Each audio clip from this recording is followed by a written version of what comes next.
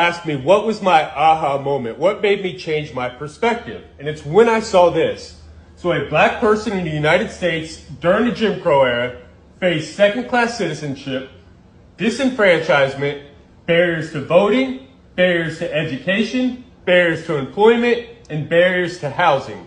Then we had the 1964 Civil Rights Act and the 1965 Voting Rights Act, which stated we could no longer do any of this. We could no longer discriminate based on race. So in 2023, what is the only group of people that we can legally discriminate against? We can legally relegate to second-class citizenship, create barriers to voting, barriers to education, barriers to employment, barriers to housing.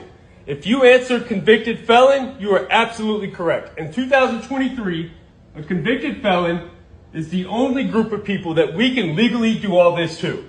Now, do you believe it's a coincidence that 1 in 3 black males carry this label as convicted felon as opposed to 1 in 17 white males? If you answered yes to that question, let's take a look at what's happened since the dismantling of the Jim Crow laws. We've had a 700% increase in our prison population. We've gone from 300,000 inmates to as high as 2.3 million. Now, I do believe we're back down to about 1.8 million today.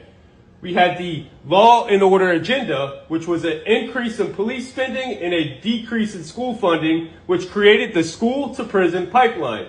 We also had the war on drugs, which we now know was a war on people.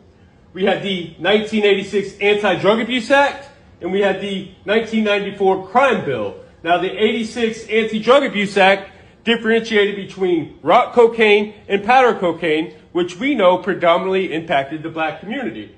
And the 94 Crime Bill created harsher sentences, lengthier sentences, and minimum mandatories.